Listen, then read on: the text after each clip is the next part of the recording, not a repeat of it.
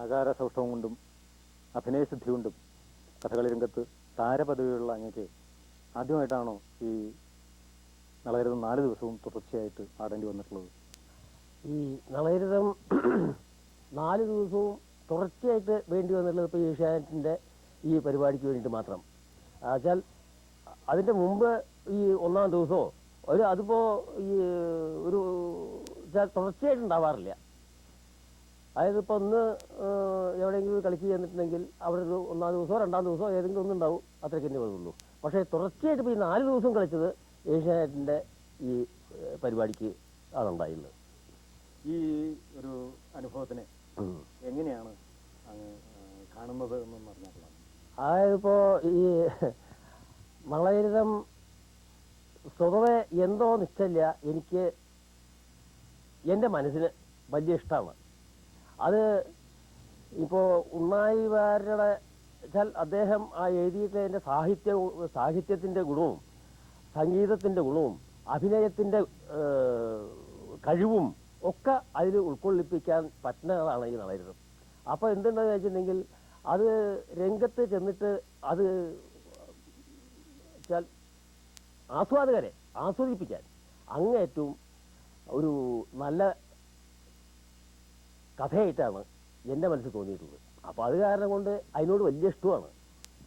അപ്പം അത് കഴിയുന്നതും എൻ്റെ മനസ്സിൽ അരങ്ങത്ത് ചെന്ന് കഴിഞ്ഞിട്ടുണ്ടെങ്കിൽ ഞാൻ ചെയ്യണ പ്രവൃത്തി അതായിട്ട് അങ്ങോട്ട് താതാത്മ്യം പ്രാപിക്കാൻ കഴിയുന്നത് ശ്രദ്ധിക്കാറുണ്ട്. അതുകൊണ്ട് വിജയിക്കുന്നുണ്ടെന്ന് ആൾക്കാർ പറയേണ്ട സന്തോഷമാണ്. തന്നെയുള്ളൂ.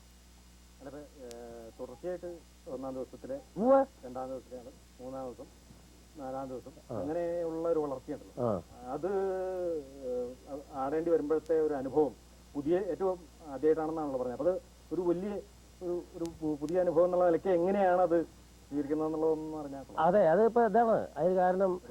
അതെ, അതിപ്പോൾ ഈ ഇപ്പോൾ 1-ാം ദിവസവും 2-ാം ദിവസവും 3-ാം ദിവസവും 4-ാം ദിവസവും തുടർച്ചയായിട്ടുണ്ടായിട്ടുള്ളത് ഇപ്പോൾ ഞാൻ പറഞ്ഞില്ലേ, അതായത് ഏഷ്യാനെറ്റിൻ്റെ കാർമണ വെച്ചിട്ട് എടുത്തുള്ളതിൽ മാത്രമേ തുടർച്ചയായിട്ടുണ്ടായിട്ടുള്ളൂ. മറ്റതിപ്പോൾ എവിടെയെങ്കിലും പോയി കളിക്കുകയെന്നുണ്ടെങ്കിൽ 1-ാം ദിവസം.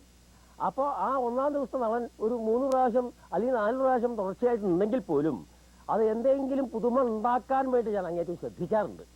അതായത് ആസ്വാദകരെ ആസ്വദിപ്പിക്കത്തക്കവണ്ണം എന്തെങ്കിലും പുതുമ ഉണ്ടാവണം എന്നുള്ളത് സ്വയം മനസ്സിൽ ചിന്തിക്കാറുണ്ട്. അത് ഇപ്പോൾ ഈ തുടർച്ചയായിട്ട് ഇപ്പോൾ ഈ 4 ദിവസം ഉണ്ടായി. അതായത് 1-ാം ദിവസവും 2-ാം ദിവസവും 3-ാം ദിവസവും 4-ാം ദിവസവും ഉണ്ടായി. അത് തുടർച്ചയായിട്ട് ചെയ്തപ്പോൾ മനസ്സിന് സന്തോഷം തോന്നി. അതായത് ഇങ്ങനെ തുടർച്ചയായിട്ട് വേണ്ടി വരാറില്ലല്ലോ, അപ്പോൾ അത് കാരണം വലിയ സന്തോഷം തോന്നി. അത് വലിയൊരു കൃതാർത്ഥതയുണ്ട്. ആട്ടക്കഥകളിൽ കളരിയിൽ ചൊല്ലിയാടി ശീലിപ്പിക്കാത്ത കഥകളിൽ ഒന്നാണല്ലോ ഈ നളചരിതം ആട്ടക്കഥ. അപ്പോൾ ഈ നളചരിതത്തെ നായക വേഷം അവതരിപ്പിക്കുന്നതിന് മുമ്പായിട്ടുള്ള ഒരു നടൻ എന്ന നിലയ്ക്കുള്ള അങ്ങയുടെ സ്വയം തയ്യാറാവലിനെ കുറിച്ച് എന്താണ് പറയാനുള്ളത്? സ്വയം തയ്യാറാവുക എന്ന് പറഞ്ഞാൽ ഞാൻ നേരത്തെ പറഞ്ഞ തന്നെ, അതായത് ഒരു ആ കഥയെ സംബന്ധിച്ചും കഥാപാത്രത്തിനെ സംബന്ധിച്ചും ഉൾക്കൊണ്ടും കൊണ്ട് രംഗത്ത് അതിനെ ആവിഷ്കരിക്കുമ്പോൾ, അതായത് അത് പ്രാവർത്തികമായിട്ട് കൊണ്ടുവരുമ്പോൾ അത് അങ്ങേറ്റവും വിജയിപ്പിക്കണം. അപ്പോൾ അതിന് എന്തൊക്കെ പുതുമകൾ ചെയ്യാൻ സാധിക്കും എന്നുള്ളത് ആദ്യം തന്നെ ഒന്ന് ചിന്തിക്കും. അതിപ്പോൾ ആദ്യം ചിന്തിക്കുക പറഞ്ഞാൽ കളിക്ക് ഏൽപ്പിച്ചാൽ അപ്പം തന്നെ ചിന്തിക്കാൻ തുടങ്ങും അക്കാര്യത്തെ സംബന്ധിച്ച്. പിന്നെ അവിടെ ചെന്ന് കഴിഞ്ഞിട്ടുണ്ടെങ്കിൽ, അതായത് കളിസ്ഥലത്ത് ചെന്ന് കഴിഞ്ഞിട്ടുണ്ടെങ്കിൽ കഴിയുന്നതും സ്വതവേ എനിക്ക് ഈ തേപ്പ് തുടങ്ങിക്കഴിഞ്ഞാൽ ആരെങ്കിലും അത് സംസാരിച്ചാൽ ഇഷ്ടമില്ലാത്തൊരു കാര്യമാണ്. അതായത് തേപ്പ് തേക്കണ സമയത്ത് അപ്പോൾ എന്താ കാരണം എന്ന് വിചാരിച്ചാൽ മറ്റൊന്നുമല്ല, ചിന്ത മുഴുവനാണ്. അപ്പോൾ അത് നമ്മളുടെ ആ സ്വഭാവത്തിൻ്റെ ആ മൂഡ് എന്തായാലും പറയുക, ഒരു ഉന്മേഷമുണ്ടല്ലോ, ആ ഉന്മേഷം നശിക്കും ഈ ആരെങ്കിലും വർത്തമാനം പറയാൻ വന്നാൽ. അപ്പം അത് ഈ അരങ്ങത്തേക്ക് പോകുന്നത് വരെയും അതിൻ്റേതായിട്ടുള്ളത് ഇങ്ങനെ ചിന്തിച്ചുകൊണ്ടിരിക്കലാണ്. അപ്പോൾ അത് രംഗത്ത് ചെന്ന് കഴിഞ്ഞിട്ടുണ്ടെങ്കിൽ കഴിയുന്നതും വിജയിപ്പിക്കാൻ സാധിക്കും എന്നേ പറയാൻ പറ്റൂ. അതിന് എല്ലാം ഒന്നുണ്ട് കേട്ടോ. അതായത് നമ്മളുടെ ഈ പാട്ട്, കൊട്ട്, കൂട്ടുവേഷം ഒക്കെ നേരെയാവണം, എന്നാലേ ഇപ്പൊ അവനവനും ചെയ്താൽ ശരിയാവുള്ളൂ.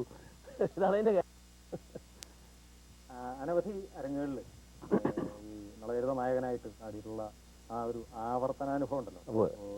തുടർച്ചയായിട്ട് ഒരു ദിവസം ഒരു സ്ഥലത്ത് നളചരിത്രയെ വേഷം ചെയ്തു, അടുത്ത ദിവസം വേറൊരു സ്ഥലത്താണ്, പക്ഷെ നളചരിത്ര നായകനായിട്ട് തന്നെയാണ്, അടുത്ത ദിവസം വേറൊരു സ്ഥലത്താണ്, അത് നളചരിത്ര നായകനായിട്ട്. ഇങ്ങനെ തുടർച്ചയായിട്ട് ആവർത്തിച്ച് ഇത് ചെയ്യുമ്പോഴത്തെ അനുഭവത്തെ എങ്ങനെയാണ് കാണുന്നത്? അത് ആവർത്തിച്ച് ചെയ്യണതുകൊണ്ട് ഒട്ടും അപാകത തോന്നാറില്ല പറഞ്ഞാൽ ഇപ്പൊ ഇന്ന് കാണിച്ച തന്നെ ആയിക്കൊള്ളുന്നില്ല നാളെ കാണിക്കുമ്പോൾ കുറച്ച് വ്യത്യാസം അതിലെന്തെങ്കിലും വരുത്താൻ നോക്കും.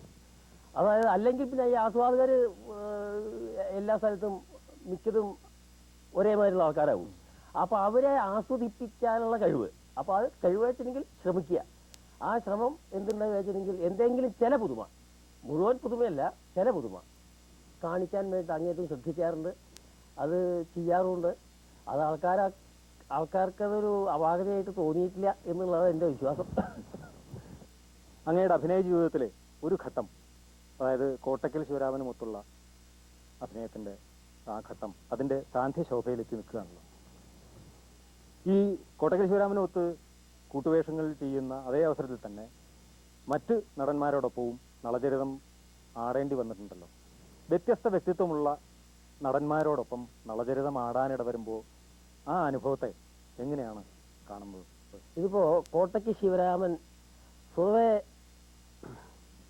ഞങ്ങളെ സംബന്ധിച്ച് ആദ്യം, അതായത് ഒരു ഉന്നത വ്യക്തികൾ പലരും പറഞ്ഞിട്ടുള്ളത് എന്താ അറിയോ, നസീറും ഷീലിയും എന്നാണ് പറയാറ്, ഞങ്ങളെ പറഞ്ഞിട്ടുള്ളത്.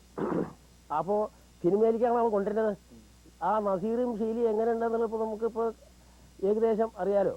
അപ്പോൾ അവരെ സംബന്ധിച്ചുള്ള ഉമ്മയാണ് ഞങ്ങളെ സംബന്ധിച്ചുണ്ടായിട്ടുള്ളത്. എന്താ കാരണം എന്ന് വെച്ചാൽ, അരങ്ങത്ത് ചെന്ന് കഴിഞ്ഞിട്ടുണ്ടെങ്കിൽ ഞാൻ എന്താണോ ചെയ്യാൻ വിചാരിക്കുന്നത് എന്നുള്ളത് അയക്ക് വേഗം അറിയും, അയാളെ എന്താണോ ചെയ്യാൻ വിചാരിക്കുന്നത് എനിക്കും വേഗം അറിയും. അപ്പോൾ അതേമാതിരി തന്നെയാണ് ഇപ്പോൾ മറ്റുള്ള കൂട്ടുവേഷക്കാർ മോശം എന്നല്ല ഞാൻ പറഞ്ഞത്. പക്ഷേ ഇത് ഞങ്ങളെ സംബന്ധിച്ച് അങ്ങേറ്റവും അന്യോന്യം ഇന്നതാണ്, ഇയാൾ ഇന്നതാണ് കാണിക്കുക, അയാൾ ഇന്നതാണ് കാണിക്കുക. ഇപ്പം ഞങ്ങൾക്ക് അന്യോന്യം ഞങ്ങൾ മുൻകൂട്ടി പറയേണ്ട ആവശ്യമില്ല, ഉള്ളറിഞ്ഞ് ആടാൻ പറ്റും. അപ്പോൾ എന്താ മാർഗി വിജയകുമാർ കൂട്ടുവേഷം ഇപ്പോൾ അയാളാണ് കൂടുതൽ കൂടെ ഉണ്ടാവാറ്. അപ്പോൾ ഒട്ടും മോശമല്ല. പക്ഷേ എന്തുണ്ടെന്ന് വെച്ചാൽ ഞങ്ങൾ സമപ്രായക്കാരാ, ഞാനും മറ്റേ ശിവരാമനും സമപ്രായക്കാരാ.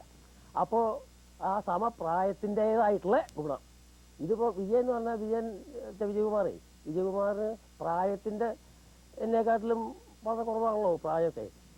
അപ്പോൾ എന്നാലും അരങ്ങത്ത് ഇപ്പോൾ വിജയകുമാർ ഞാൻ എന്തെങ്കിലും കാണിച്ചാൽ അതിൻ്റെ മറുപടി ഈ മറുപടിയും ചോദ്യം ഉത്തരം ശരിക്കും ഉണ്ടായാൽ മാത്രമേ അതിൻ്റെ സുഖമായിട്ടൊന്ന് ചെയ്യാൻ പറ്റൂ. ഇതാണ് അതിൻ്റെ ഗുണം. അല്ല, അത് കൃഷ്ണനാരാശാൻ പറയേണ്ടതായിരുന്നു. അതായത് എന്തെങ്കിലും ചോദിച്ചാൽ മറുപടി ആടാൻ നിശ്ചയില്ലാത്ത ആൾക്കാരെ വെച്ചാൽ പിന്നെ കളിച്ചിട്ട് കാര്യമില്ല. അപ്പോൾ ഇതാണ് അതിൻ്റെ കാര്യം. അതായത് എന്തെങ്കിലും ചോദിച്ചാൽ അതിൻ്റെ മറുപടി വേണം. അതിപ്പോൾ അപ്പം ചിലർക്ക് തോന്നും, ഇതിപ്പോൾ മുൻകൂട്ടി തീരുമാനിച്ചിട്ടുള്ളതൊന്നല്ല, അപ്പം ചിലർക്ക് തോന്നും. ആ തോന്നിയതിന് റിയാക്ഷൻ, അതായത് മറുപടി കൃത്യമായിട്ടുണ്ടെങ്കിൽ അതിൻ്റെ സുഖം വേറെ.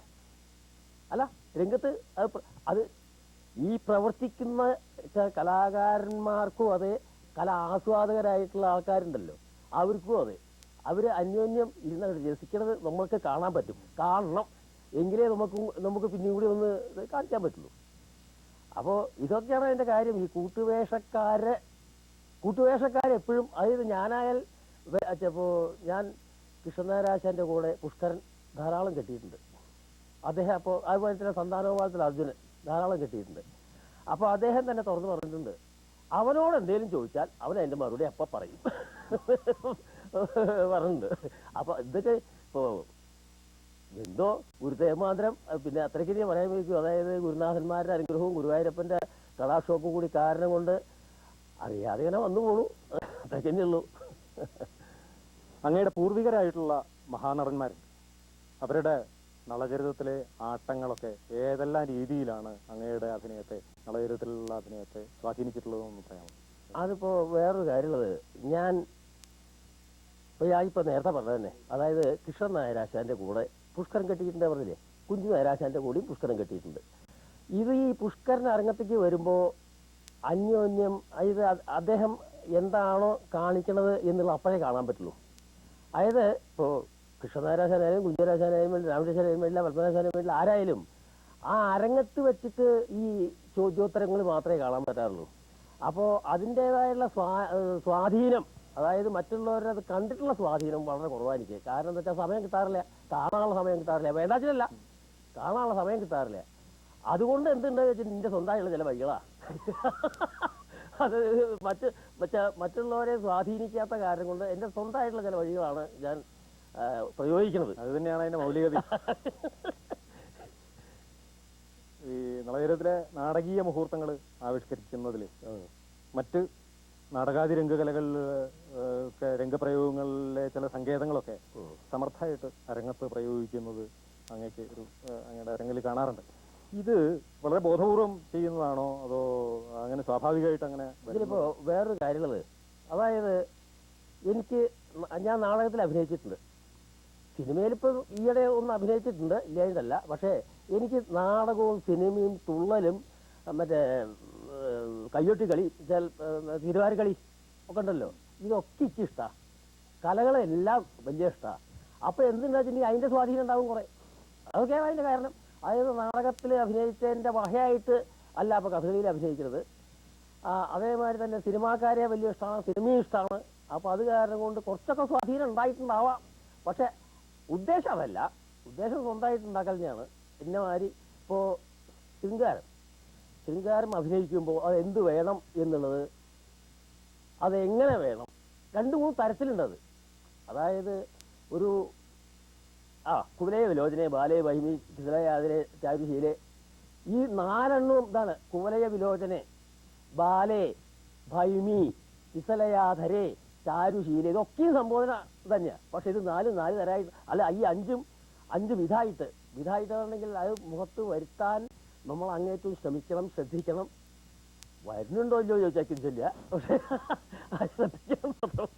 അതായത് ഉണ്ണായിവാര് എഴുതിയിട്ടുള്ള പദം സ്വതവേ അതൊരു കഥകളി നടനെ സംബന്ധിച്ച് എന്താണോ അദ്ദേഹത്തിന്റെ മനസ്സിൽ കിടപ്പ് എന്നുള്ളത് നമ്മൾ ഒന്ന് ആലോചിക്കണം. അല്ല, അദ്ദേഹത്തിന്റെ മനസ്സിൽ എന്താ നമുക്കറിയില്ല, എന്നാലും കുറച്ച് ആലോചിക്കുക. ആലോചിച്ചിട്ട് ചെയ്യാച്ചാൽ ഇപ്പൊ ഞാനല്ല ആരായാലും അത് നന്നാവുമെന്നായിരിക്കും എൻ്റെ വിശ്വാസം. കാണിക്ക് രസാനുഭവം ഉണ്ടാക്കുക എന്നതാണല്ലോ അരങ്ങത്ത് നടൻ ചെയ്യേണ്ട കാര്യം. അപ്പൊ നടൻ ഈ രസാനുഭവം ഉണ്ടാക്കാൻ വേണ്ടി സ്വയം മറന്ന് ആടുക എന്നൊക്കെ പറയുന്നത് കേൾക്കാറുണ്ട്. ഇങ്ങനെ സ്വയം മറന്ന് ആടുക എന്നൊക്കെ പറയുന്നത് എത്രത്തോളം അത് വസ്തുതയുണ്ട്, അങ്ങനെ ആടാറുണ്ടോ, അതൊന്ന് വിശദാക്കും.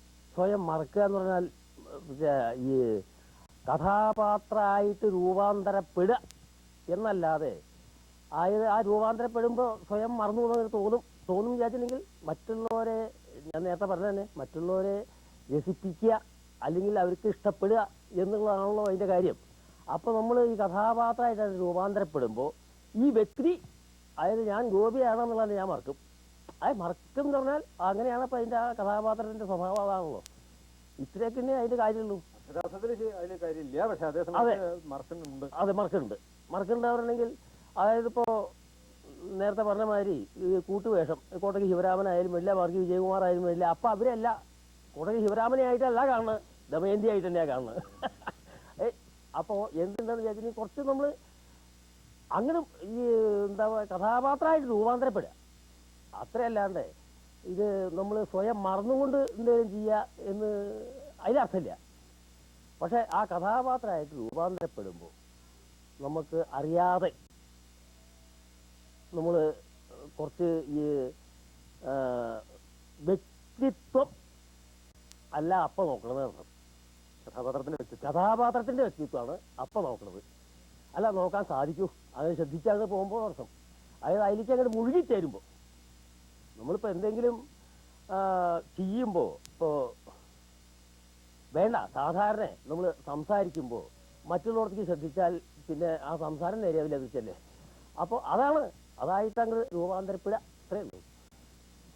പ്രേക്ഷകരുടെ പ്രതികരണം അരങ്ങത്തുനിന്ന് നേരിട്ട് അനുഭവിക്കാൻ ഇടവരുമ്പോൾ അത് തുടർന്നുള്ള അഭിനയത്തെ ക്രിയാത്മകമായിട്ട് സ്വാധീനിക്കാറുണ്ടോ? ചില സ്ഥലത്ത് ഈ ഓഡിറ്റോറിയത്തിൽ, അതായത് ആൾക്കാർ, പ്രേക്ഷകർ, ആസ്വാദകർ ഇരിക്കുന്ന സ്ഥലത്ത് ലൈറ്റ് ഉണ്ടാവില്ല. അപ്പോൾ എന്തുണ്ടെന്ന് വെച്ചിട്ടുണ്ടെങ്കിൽ അവരുടെ പ്രതികരണം എന്താ നമുക്ക് മനസ്സിലാക്കാൻ സാധിക്കില്ല. ഇത് കുറച്ച് അവരുടെ പ്രതികരണം മനസ്സിലാക്കി എന്ന് ചോദിച്ചാൽ നമുക്ക് ഒന്നും കൂടി ഉത്സാഹം വരും. അതായത് ചെയ്യണത് നേരെ അല്ലെങ്കിൽ അവരുടെ മുഖത്ത് നോക്കിയാൽ അറിയാം, നേരെ ആയാലും മുഖത്ത് നോക്കിയാൽ അറിയാം. അപ്പം എന്തുണ്ടെന്ന് വെച്ചിട്ടുണ്ടെങ്കിൽ നമുക്ക് കുറച്ച് കാണേണ്ടത് ആവശ്യം തന്നെയാണ്. അതായത് ഒരു ചെറിയൊരു ലൈറ്റെങ്കിലും ഉണ്ടാവേണ്ടത് ആവശ്യമാണ്. എങ്കിലേ നമുക്ക് അതിനെ അത് നമ്മളുടെ മനസ്സിലേക്ക് ഉൾക്കൊള്ളാനും നമ്മളിൽ നിന്ന് വരുന്നത് അവരുടെ മനസ്സിലേക്ക് ഉൾക്കൊള്ളിപ്പിക്കാനും സാധിക്കുള്ളൂ. ഈ കൊടുക്കൽ വാങ്ങൽ കൊടുക്കൽ വാങ്ങല ഇതുവരെ നളചരിതം അവതരിപ്പിച്ച അരങ്ങുകളിൽ ഓർമ്മയിൽ സൂക്ഷിക്കുന്ന അരങ്ങും കാണികളും ഏതെങ്കിലും ഉണ്ടോന്ന് പ്രത്യേകമായിട്ട് ഒന്ന് പറയാൻ പറ്റും? ശരിക്കും പറഞ്ഞിട്ടുണ്ടെങ്കിൽ കൂടുതൽ കാറൽ മണ്ണ. അത് കാറൽ മണ്ണയിൽ ഈ ഇപ്പോഴത്തെ ഈ മറ്റേ നളചരിതങ്ങൾ ഉണ്ടായി എന്നുള്ളതല്ല ഞാൻ പറഞ്ഞത്. അതിന് മുമ്പ് ഞാൻ കളിക്ക് പോയിട്ടുണ്ട്. അവരിൽ നിന്ന് അവരുടെ അതായത് ആസ്വാദകർ ശരിക്കും അത് കാണാൻ തന്നെ ആയിട്ട് വരിക. അപ്പോൾ എന്തുണ്ടെന്ന് വെച്ചാൽ അത് നമ്മൾ മനസ്സിൽ എപ്പോഴും ഓർമ്മിക്കത്തക്കതാണ്. അതേപോലെ തന്നെ പെരമാങ്കോട് അവിടെ അതായത് ആൾക്കാർ വരുന്നത് കളി കാണാൻ തന്നെ ആയിട്ട് വരിക. ഇപ്പോൾ ഇതിൻ്റെ മുമ്പേ നെടുമുടി പറയണ്ടായി, സിനിമാ നടൻ എന്നുള്ള നിലയ്ക്ക് എന്നെ കാണാൻ വന്നിട്ടുള്ള ആൾക്കാരായിരിക്കാം ഇത് എന്നുള്ള കാരണങ്ങൾ വെച്ച് പറയണ്ടായി. അപ്പോൾ അതിനേക്കാട്ടിലും കൂടുതൽ ആൾക്കാർ പിന്നത്തെ ദിവസങ്ങളിലൊക്കെ ഉണ്ടായിരുന്നു. അപ്പോൾ അദ്ദേഹത്തിനെ കാണാനല്ല, അദ്ദേഹത്തിനെ കാണാനല്ല, പക്ഷെ എങ്കിലും ശരി അത് കഥകളി കാണാൻ മാത്രമായിട്ട് വരുന്ന ആൾക്കാരാണ്. അപ്പോൾ നമുക്ക് എന്തുണ്ട് നിങ്ങൾ സന്തോഷം കൂടുതലാണ് അത് കാണാൻ വരുന്ന ആൾക്കാർക്ക്. അല്ലാത്ത ആൾക്കാരാവുമ്പോൾ ഒരു ഷോയ്ക്ക് വരികയല്ല, കുറച്ച് കഴിഞ്ഞാൽ നീട്ട് പോകുന്ന ആൾക്കാരും അല്ല, അത് തോന്നിയിട്ടായിരുന്നു. അപ്പോൾ ഇതാണ് അതിൻ്റെ കാര്യം. എന്തായിരുന്നെങ്കിൽ കഥകളി കാണാൻ നിശ്ചയമുള്ള ആൾക്കാർ മുമ്പിലിരിക്കുമ്പോൾ എനിക്ക് മാത്രമല്ല ഏതൊരു കലാകാരനും അച്ഛാ കഥകളി നടന്മാർക്ക് ആർക്കായാലും വലിയൊരു ഉത്സാഹം തോന്നും. പക്ഷേ ഈ കഥകളി നടന്മാർക്ക് വേറൊരു വലിയൊരു നിർഭാഗ്യമുള്ളത് എന്താ വെച്ചാൽ സിനിമാ നടന്മാരെ പോലെയോ വലിയ ഡാൻസുകാരെ പോലെയോ അച്ഛാ അവരെ പോലെയൊന്നുള്ള സ്വീകരണമോ അതിന് ആദരവോ കിട്ടിയെന്ന് വരില്ല. പക്ഷെ എങ്കിലും ശരി നമ്മളുടെ പ്രവൃത്തി ഇതാണ് അച്ഛാ കഥകളിയാണ് എന്നുള്ള നിലപാടിൽ കൂടെ മനസ്സിലൊക്കെ ഒരു അർത്ഥമുണ്ട്.